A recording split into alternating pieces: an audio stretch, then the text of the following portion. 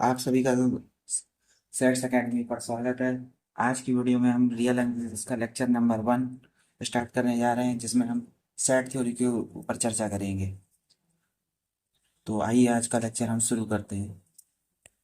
Set theory में सबसे पहले, जैसा कि नाम से पता चल रहा है कि सेट थ्योरी में हम सेट्स के बारे में जानेंगे कि सेट्स को नोटेशन क्या होता है, सेट्स कितने टाइप के होते हैं, सेट्स की प्रॉपर्टी क्या होती हैं, और भी आगे की टर्मिनोलॉजीज देखेंगे जो हायर मैथमेटिक्स के लिए यूजफुल है।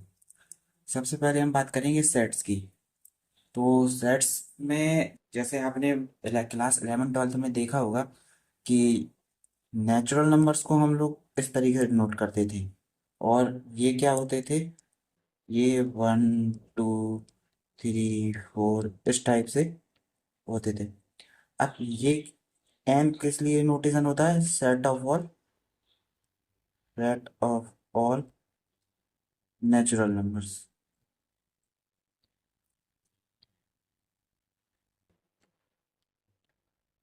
इसी तरीके से हमने एक और नोटेशन देखा था इंटीजर्स के केस में, जैसे -2 -1 0 1 2 3।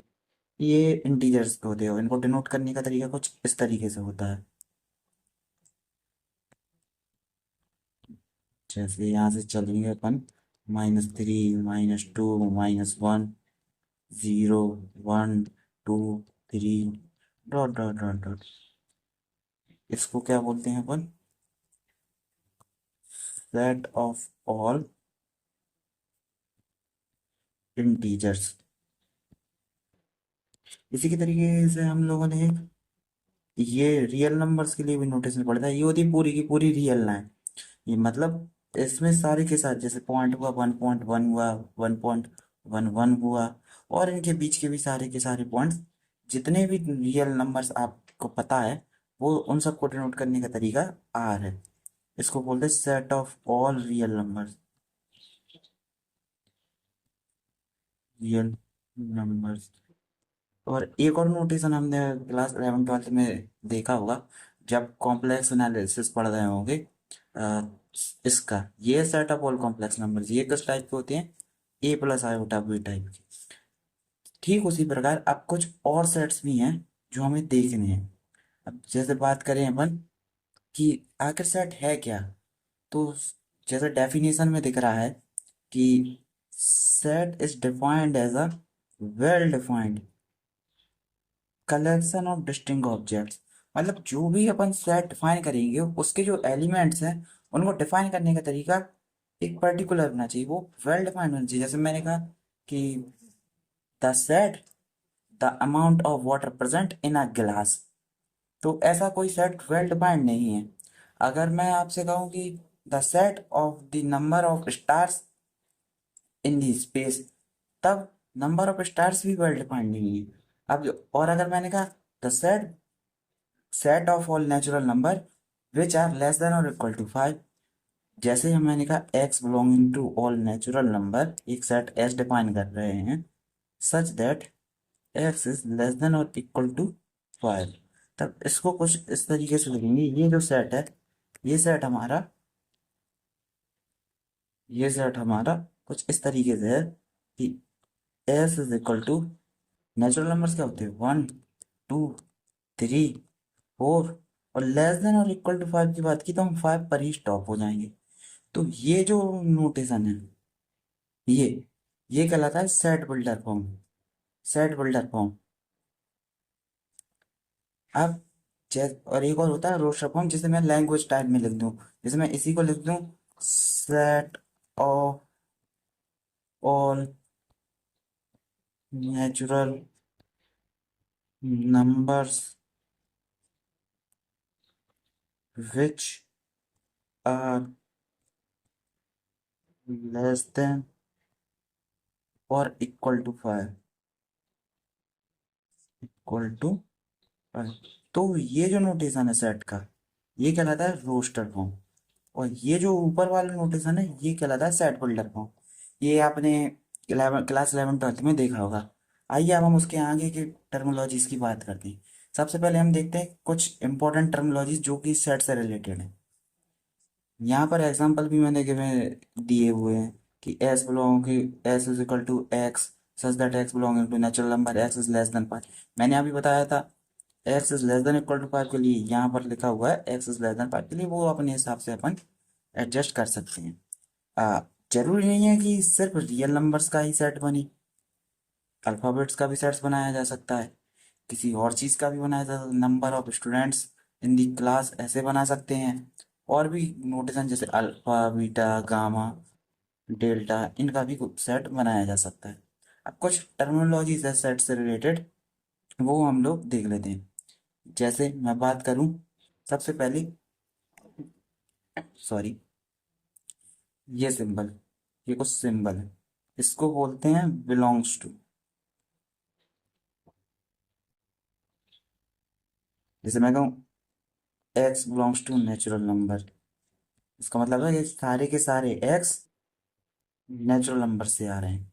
अगर मैं, और इसका जस्ट अपोजिट होता है does not belongs to, does not belongs to. जैसे मैं कहूँ x does not belongs to natural number, ऐसा।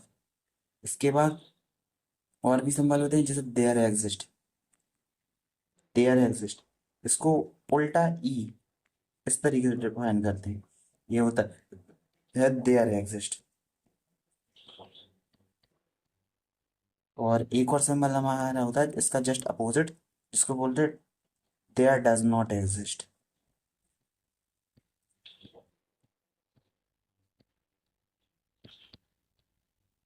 ये सारी टर्मिनोलॉजीज आपको आगे यूज होंगी, आगे जैसे जैसे हम सेट थ्योरी में आगे बढ़ते जाएंगे तो इन सब का यूज आपको वहां देखने को मिलता रहेगा। और ये जो मैं सिंबल यूज कर रहा हूँ, जैसे मैं कहूँ ये, इस सिंबल को कहते हैं इम्प्लाइज दैट, इम्प्लाइज दैट। और ठीक इसका अपोजिट भी एक होता है जब इसको एरो बना के क्रॉस कर देते हैं, तो इसको बोलते हैं does not implies that, does not implies that. तो ये सारी की सारी टर्मिनोलॉजीज आपको आगे जैसे जैसे सेट थ्री में आगे बढ़ेंगे तो यूज होंगी। तो आइए चलो अब हम आगे बढ़ते हैं। Terminology related to set, belong, ये सिंबल बिलोंग्स टू के लिए है, ये डज नॉट बिलोंग्स टू का सिंबल है, ये इम्प्लाइज का है, ये डेयर एग्जिस्ट का है। ये एक और होता है ए इज सबसेट ऑफ बी, इसको बोलते हैं सबसेट का सिंबल है, इसका मतलब होता है A contained in B, A contained in B. ये सारे 11 ट्वेल्थ में आपने देखे होंगे। और एक और होता है ये भी सबसेट का सिंबल है जो कि मैंने लिखा हुआ है, either A is content in B where B is a bigger set then A, और A is equal to B.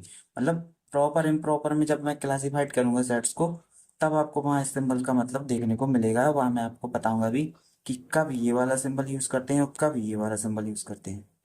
ठीक है, अभी मैं इस पर ज़्यादा चर्चा नहीं करना चाहूंगा, आगे के लेक्चर्स में आपको इस पर डीप चर्चा देखने को मिलेगी।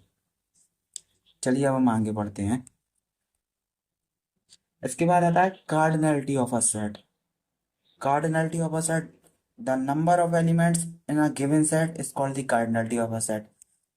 जैसे मैं कहूँ कि एक सेट है S is equal to A B C D E, तो मैं पूछू कार्डिनलिटी ऑफ एस क्या होगी, इसको इस तरीके से डिनोट करते हैं, बॉक्स नहीं बनाते हैं। इसको डिनोट करने का तरीका, ऐसा दो डंडे लगा के बीच में लिखते हैं, हम मॉड के सिंबल के अंदर वो लिख देते हैं सेट का नोटेशन। तो कार्डिनलिटी ऑफ एस क्या होगी, जितने एलिमेंट्स, एक दो तीन चार पाँच, तो पाँच। Cardinality of a set finite भी हो सकती है, इनफाइनाइट भी हो सकती है। अब कार्डिनलिटी के बेसिस पे सेट्स को क्लासिफाई किया गया है, और कई प्रकार से, जैसे मैं बात करूं finite set, infinite set, empty set, equal sets, ये कार्डिनलिटी के बेसिस पे डिफाइन होने वाले सेट्स हैं, कार्डिनलिटी के बेसिस पे डिफाइन होने वाले सेट्स हैं। अब जैसे मैं आपसे सबसे पहले बात करूं कार्डिनलिटी के डेफिनेशन की, तो let S be any set then the number, then the number of elements present in the set S is called as the cardinality of the set S, it is generally denoted by का इस, या तो आप ऐसे denote कर लीजिए या फिर ऐसे डिनोट कर लीजिए, एन ऑफ एस, मतलब number of elements in a S, in the set S. Depending on cardinality हम सेट्स को दो तरीके से डिफाइन कर सकते हैं, और नाम से भी पता चल रहा है, फाइनाइट सेट, इनफाइनाइट सेट। और हाँ, सॉरी सॉरी, मैं दो तरीके से बोल गया, पर लेकिन और भी क्लासिफाइड करने के तरीके हैं, जैसे finite set, infinite set, empty set, equal sets. तो फाइनाइट सेट्स के नाम से पता चल रहा है कि जिसमें नंबर ऑफ एलिमेंट्स फाइनाइट होंगे वो फाइनाइट सेट होंगे। जैसे मैं कहूँ कि S is equal to x belonging to integers such that mod of x is less than 4।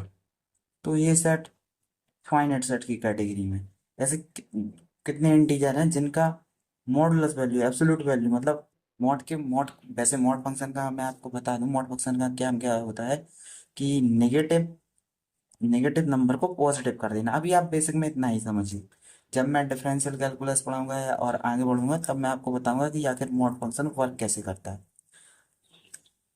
चलिए हम आगे बढ़ते हैं। अब जैसे कार्डिनलिटी ऑफ सेट की बात कर रहे हैं, तो इस सेट में कितने एलिमेंट हैं? फोर से कम जिनका मॉडुलस है, जैसे मैं कहूँ -3, फोर नहीं ले सकते क्योंकि फोर देखो इक्वल टू का उल्टा बन जाएगा। -2 ले सकते, -1 ले सकते, 0 ले सकते, 1 ले सकते, 2 लिख सकते, 3 ले सकते। तो ये हो गया फाइनाइट सेट का एग्जांपल, क्योंकि इसमें नंबर ऑफ एलिमेंट्स फाइनाइट है। अगर मैं कहूँ कि इनफाइनाइट सेट, तो अगर मैं एक सेट ए डिफाइन करूँ such that x belonging to real numbers, क्या हो रहा हो कि 0 is less than x is less than 3, तब ये सेट पूरा का पूरा एक इंटरवल हो गया, जो आप समझते होंगे ओपन इंटरवल होगा, क्योंकि लेस देन का सिंबल लगा है, लेस देन इक्वल टू का नहीं। तो इस सेट के अंदर आपको पता है इनफाइनाइटली मैनी पॉइंट्स है, ये पूरे रियल लाइन पर 0 और 3 के बीच के सारे के सारे पॉइंट्स इस सेट के अंदर है, जिन्हें आप काउंट नहीं कर सकते। तो ये है infinite number of elements, number of elements. और सबसे सिंपल एग्जांपल किसी इनफाइनाइट सेट का, तो आप set of all natural number भी ले सकते, सेट ऑफ ऑल इंटीजर्स ले सकते, set of all real numbers भी ले सकते, set of all complex numbers भी ले सकते।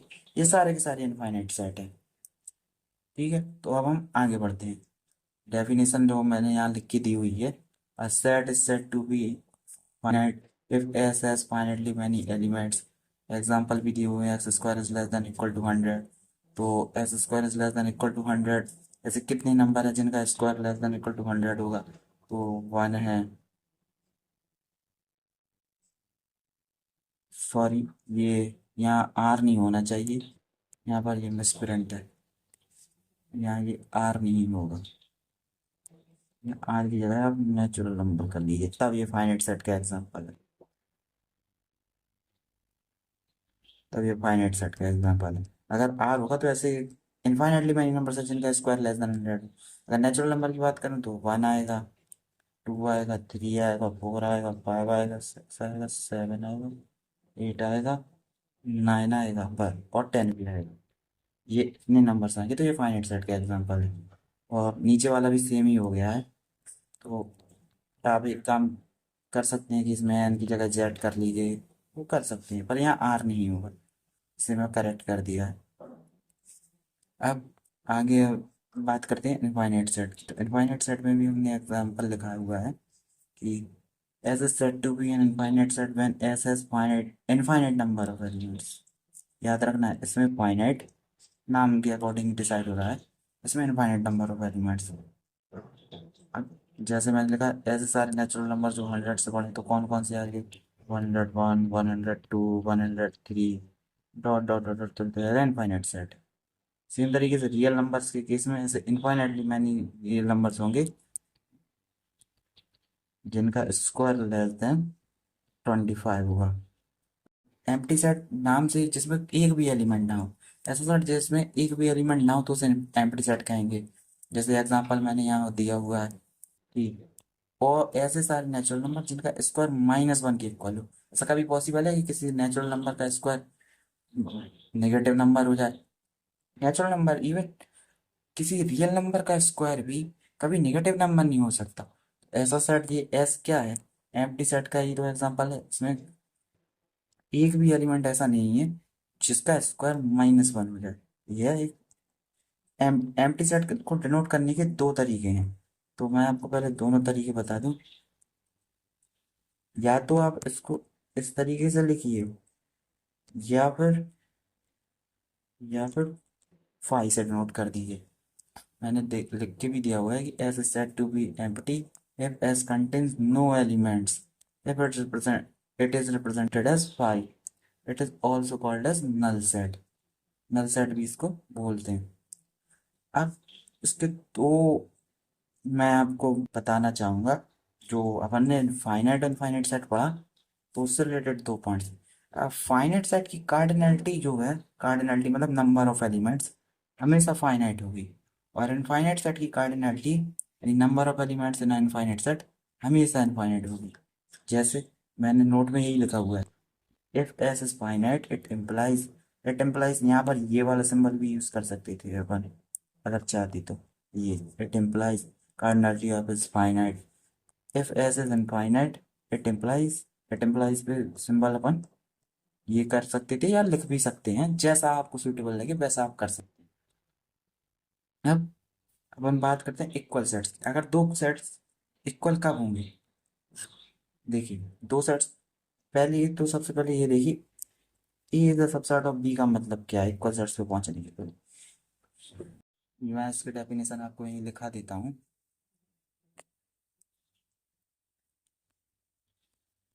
इसकी definition, late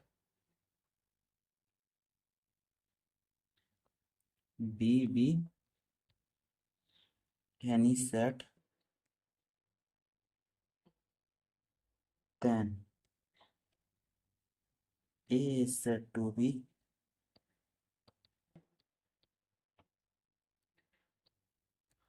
a subset of A if for any मतलब any A belonging to A also implies A also belongs to B। तो इससे कह देंगे A is a subset of B। मतलब A अगर B अगर कोई सेट है, तो A उसका सबसेट जब कहा जाएगा जब A के सारे एलिमेंट B में प्रेजेंट होंगे। A के सारे एलिमेंट B में प्रेजेंट होंगे। अब जैसे मैं आपको एग्जांपल दूं इसका, तो एग्जांपल कुछ इस तरीके से दे सकते हैं। मान लीजिए, अगर एक सेकेंड, अगर बी एक सेट है, जो मैंने इस तरीके से 1 2 3 4 5 डॉट डॉट डॉट डॉट ये डिफाइन किया है। और ए सेट मैंने डिफाइन किया है 1 2 3 4 4 तक और 5, बस यहाँ तक। तो देखिए, ए के सारे एलिमेंट बी में कंटेंट है, तो ए को बी का सबसेट बोलेंगे। ठीक है। अब मैं आपसे इक्वल सेट्स की बात करता हूँ। इक्वल सेट्स के केस में हमें पता है कि ए और बी इक्वल कब होंगे? जब दोनों में सेम एलिमेंट्स प्रेजेंट हो। तो ए अगर बी का सबसेट हो जाए एंड बी सबसेट हो जाए ए का, तो ए इज इक्वल टू बी हो जाएगा। जब ए बी का सबसेट है, बी ए का सबसेट है, तो दोनों साइड इक्वल होने पड़ेंगे। ये सिंबल जब यूज करते हैं ये इम्प्रॉपर सबसेट्स का केस में करते हैं। मतलब सबसेट्स को दो टाइप से डिवाइड क्लासिफाई करते हैं। ये एक प्रॉपर सबसेट और एक इम्प्रॉपर सबसेट। प्रॉपर सबसेट्स वो होता है जब there is at least one element B belonging to B such that B does not belongings to A. तब इसको बोलेंगे कि ए जो है, अगर ए बी का प्रॉपर सबसेट है, तो इसका मतलब होगा कि एक एलिमेंट बी में ऐसा एग्जिस्ट करेगा जो ए में नहीं है।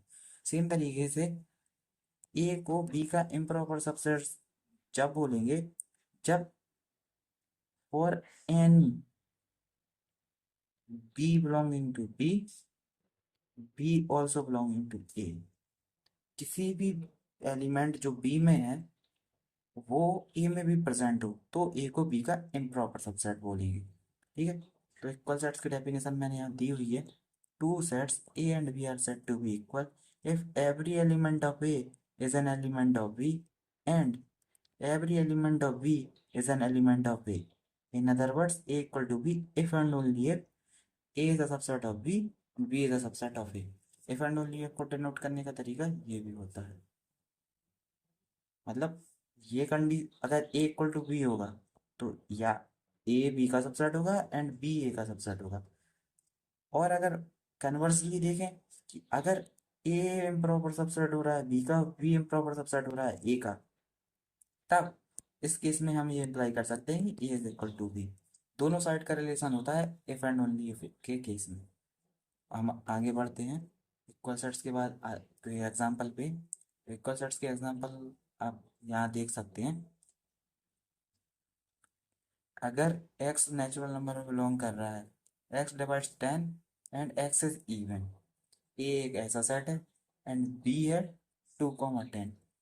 जैसे इस तरीके से डिफाइन है कि x belonging to natural number and x divides 10 and x is even। तो 10 को डिवाइड करने वाले इवन नेचुरल नंबर्स का सेट, तो ये कौन कौन होगा? 2 आएगा और 5 आएगा। 10 को डिवाइड करने वाली इवन 5 तो आएगा नहीं क्योंकि 5 इवन नहीं है, तो 10 आएगा, 2 और 10 आएगा इवन नेचुरल नंबर। तो ए सेट क्या बना हमारा? 2 एंड 10। बी हमें गिवन है कि 2 एंड 10 है, तो दोनों के दोनों सेट्स इक्वल सेट्स हैं। ठीक है, दिया गया है कि ऐसे सारे नेचुरल नंबर की ए, वो परफेक्ट स्क्वायर हो 50 से कम हो, तो ऐसे सारे नेचुरल नंबर क्या होंगे? 1 होगा, 4 होगा, 9 होगा, 16 होगा, 25 होगा, 36 होगा और 49 होगा। और बी हमने एक सेट डिफाइन किया है जो डायरेक्ट है, बी इज इक्वल टू 1 4 9 15, तब A is equal to B. यहाँ देख सकते हैं कि A is a subset of B है and B is a subset of A है। तो किन्हीं भी दो सेट्स को इक्वल दिखाने के लिए हमें ये कंडीशन हमेशा दिखानी पड़ेगी कि ए बी का सबसेट है और बी ए का सबसेट है, मतलब एक दूसरे का सबसेट है और दूसरा पहले का सबसेट है। ठीक है, तो अब हम आगे बात करते हैं इक्विवेलेंट सेट्स की। अगर दो सेट्स की कार्डिनैलिटी सेम है तो उन्हें इक्विवेलेंट सेट बोला जाएगा। Two sets A and B are equivalent sets if the cardinality of both sets are same, that is cardinality of A is equal to cardinality of B. इससे कोई फर्क नहीं पड़ेगा कि ए में किस टाइप के एलिमेंट है और बी में किस टाइप के एलिमेंट्स है। अगर दोनों में नंबर ऑफ एलिमेंट सेम है तो वो इक्विवेलेंट सेट्स होंगे। जैसे मैं आपसे कहूँ कि ए अगर मैंने दे दिया ए बी सी और बी मैंने दे दिया 1 2 3, तो देखिए दोनों की कार्डिनलिटी सेम है तो दोनों इक्विवेलेंट सेट होंगे, इक्विवेलेंट सेट होंगे। पर लेकिन दोनों में टाइप्स ऑफ एलिमेंट्स अलग अलग है, एक में नेचुरल नंबर्स आ रहे हैं और एक में अल्फाबेट्स आ रहे हैं, पर कार्डिनलिटी सेम होने की वजह से दोनों को इक्विवेलेंट सेट बोला जाएगा। तो इक्विवेलेंट सेट्स होने के लिए ये कोई नेसेसरी नहीं है कि दोनों के अंदर एलिमेंट्स का नेचर सेम हो। इसके बाद आता है सबसेट ऑफ अ सेट। मैं आपको बता ही चुका हूँ,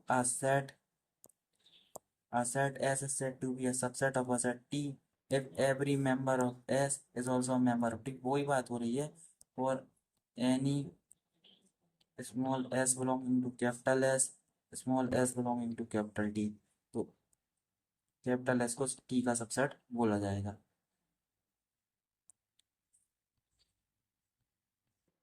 ठीक है, अब हम आगे बढ़ते हैं और इसके एग्जांपल देखो। नेचुरल नंबर्स का सेट सबसेट है इंटीजर्स का, रेशनल नंबर्स का सेट सबसेट नहीं है रेशनल्स का।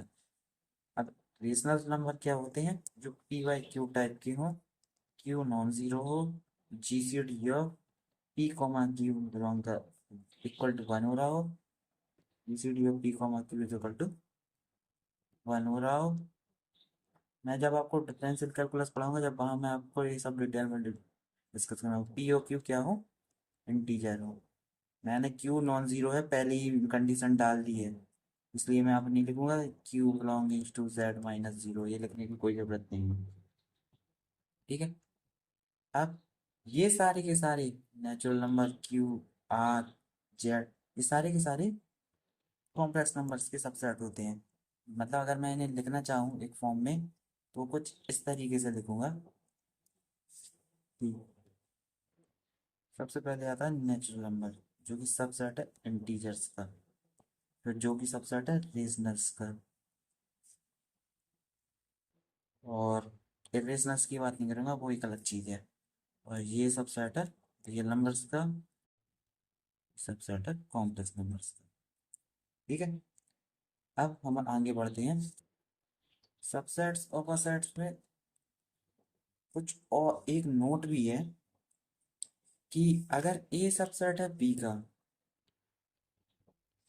तो बिल्कुल ये इम्प्लाई नहीं करता है कि cardinality of A is less then cardinality of B. कब तक? जब तक दोनों सेट फाइनाइट नहीं है। फाइनाइट सेट के केस में ये कंडीशन होल्ड्स होती है, और लेकिन सेट अगर इनफाइनाइट हो गए तो ये मुश्किल है। जैसे मैं कहूँ कि नेचुरल नंबर्स सबसेट है इंटीजर्स का, तो ये इम्प्लाई नहीं करेगा कि cardinality of natural number is less then cardinality of integer, ये इम्प्लाई नहीं होगा। तो ये बहुत इंपॉर्टेंट पॉइंट है, कई बार मिसकंसेप्शन बना लेते हैं कि अगर ए सबसेट है बी का तो कार्डिनलिटी कम ही होगी। मैंने इसलिए नोट करके अलग से लिख भी दिया है, A the subset of B then it does not imply that the cardinality of A is less then cardinality of B, that is जो नोटेशन के फॉर्म में लिख दिया है, ये मैथमेटिकली भी लिख दिया है। सबसेट दो टाइप के होते हैं, मैं बता चुका हूँ, प्रॉपर सबसेट और improper subset. Proper subset A set to B a proper subset of T. A is said to be a proper subset of T if S is a subset of T and S is not equal to T. मैंने बताया था ना कि there exists B belongs to T such that B does not belong to S, तो उसी को इस तरीके से दिया है कि S जो है सबसेट तो हो T का, पर लेकिन S इक्वल ना हो T के, तब उसको बोल देंगे अपन कि S जो है प्रॉपर सबसेट ऑफ T है। Example, A is equal to 1 2 3 and B is equal to 1 2, then B is a subset of A। एक और एग्जांपल है कि मैंने कहा जैसे आपसे कि नंबर ऑफ प्रॉपर सबसेट्स क्या होंगे, नंबर ऑफ प्रॉपर, चलो नंबर ऑफ प्रॉपर छोड़िए, नंबर ऑफ सबसेट्स क्या होंगे ये कैसे निकालेंगे। नंबर ऑफ सबसेट्स निकालने का तरीका मैं आपको बताता हूँ। जैसे मैंने कहा ए इज इक्वल टू 1 2 3, तो नंबर ऑफ सबसेट्स बताइए और सारे सबसेट लिख दो। सबसे पहला एम्प्टी सेट, एम्प्टी सेट हर एक सेट का सबसेट होता है। दूसरा ए टू, ए टू जो हम लिखेंगे वो होगा सिंगलटन वन। ए थ्री लिखेंगे वो होगा सिंगलटन टू। ये बोल रही जब सिंगल एलिमेंट होता है ना किसी सेट में तो उसे सिंगलटन सेट बोलते हैं, सिंगलटन थ्री। उसके बाद एक फाइव आएगा जिसमें दो दो एलिमेंट होंगे, 1 2। ये सिक्स में होगा, जैसे आप बनाते जाइए, फिर मैं आपको फॉर्मूला भी दे दूंगा इसके लिए। 2 3, ए सेवन होगा, 1 3, ए एट होगा, 1 2 3। Every set is a subset of itself. अगर मैं प्रॉपर सबसेट्स की बात करूं तो ए एट हट जाएगा, और अगर मैं ऑल सबसेट्स की बात करूं तो 8 सबसेट मिली। तो यदि किसी फाइनाइट सेट की कार्डिनलिटी n है, तो नंबर ऑफ सबसेट्स जो होगा, नंबर ऑफ सबसेट्स, ये मैंने लिख के नहीं लिया है, मैं बता दे रहा हूँ। नंबर ऑफ सबसेट जो होगा वो 2 की पावर n होगा, और नंबर ऑफ प्रॉपर सबसेट जो होगा वो होगा 2 की पावर n-1। ठीक है, तो अब आते हैं, वही मैंने नीचे एग्जांपल दिया हुआ है। आगे बढ़ते हैं। इम्प्रॉपर सबसेट्स भी मैं आपको बता चुका हूँ। A set S is said to be an improper subset of T if S is a subset of T, S is not a proper subset of T। Basically every non-empty set is an improper subset of itself। हाँ, non empty subset ही खुद का, every non empty subset, sorry every non empty set खुद का जो है improper subset होता है। Let S is equal to 1 2 3, then find a subset of S which is not proper, तो टी इज इक्वल टू 1 2 3 ले लिया। Empty set is a proper subset of every non empty set, ये point याद रखना, ये बहुत important point है। कई बार ऑप्शंस में एग्जाम्स में पूछ लिया जाता है, इस पर मैं कुछ स्टार भी बना देता हूँ। चलिए, but regards to itself empty set is an improper subset of itself। हर सेट का प्रॉपर सबसेट होता है एम्प्टी सेट, और खुद का इम्प्रॉपर सबसेट होता है। ठीक है, ए माइनस बी पे आते हैं तो ए माइनस बी का मतलब होता है कि ए माइनस बी का मतलब होता है कि ए के वो सभी एलिमेंट्स जो बी में ना हो। ठीक है, तो उसी को मैंने लिखा हुआ है, it means that take only those elements of which are not present in set B. यहाँ पर ए आएगा, सॉरी वो मिस्टेक हो गया होगा सॉफ्टवेयर की गलती की वजह से। यहाँ पर ए, तो it means that take only those elements of A which are not present in set B। जैसे a is equal to 0 1 2 4 है and b is equal to 3 4 0 2 है, देन a माइनस बी जो होगा, तो a के वो सभी एलिमेंट जो b में ना हो। 0 को पकड़े तो 0 b में भी है, 1 को पकड़े 1 b में नहीं है तो 1 आ गया, 2 को पकड़े तो 2 बी में भी है तो वो नहीं आएगा, 4 को पकड़े तो 4 बी में होने की वजह से वो नहीं आएगा, तो a minus B equal to 1 आएगा। अगर मैं कहूँ कि a माइनस बी हमेशा b माइनस ए के इक्वल होता है, तो इसी एग्जांपल में देखिए, ये काउंटर एग्जांपल है इसके लिए, b माइनस ए निकालेंगे तो सिंगलटन 3 आ रहा है, जो कि बराबर नहीं है ए माइनस बी के, तो ये ट्रू। हम बात करते हैं ए यूनियन बी की, तो ए यूनियन बी बेसिकली होता क्या है। ए यूनियन बी वो सेट है जिसमें ए के भी सारे एलिमेंट्स आ रहे हैं और बी के भी सारे एलिमेंट्स आ रहे हैं। जैसे मैंने कहा ए इज इक्वल टू 1 2 3, और बी इज इक्वल टू मैंने दी है ए बी, तो मैं कहूँ ए यूनियन बी, जिसके लिए मैं एस से डिनोट कर रहा हूँ, A union B which is equal to S, तो वो होगा 1 2 3 ए बी। तो ए यूनियन बी डिफाइन करने का तरीका है कि ए के भी सारे एलिमेंट और बी के भी सारे एलिमेंट्स का कलेक्शन का जो सेट होगा उसे हम ए यूनियन बी कहेंगे। तो वही बात कर रहे हैं कि ए यूनियन बी, जिसको इस तरीके से डिनोट करते हैं, ये यूनियन का सिंबल होता है, ये होता है यूनियन का सिंबल। ठीक, given two sets A and B, A union B is defined as the collection of all those elements contained in the set A and those contained in the set B। Example भी दिया हुआ है, A is equal to 2 3 5 7 11, B is equal to P Q R S, then A union B 2 3 5 7 11 P Q R S। एक चीज observe करिए यहाँ पर कि A जो है वो A यूनियन B का सबसेट है, और B भी जो है वो A यूनियन B का सबसेट है। ऑल्दो ए और बी ना इक्वल है और ना एक दूसरे के सबसेट है। अगर आपको आज का ये लेक्चर अच्छा लगा हो तो लाइक कीजिए, शेयर कीजिए, कमेंट कीजिए और सब्सक्राइब कीजिए सेट्स एकेडमी को।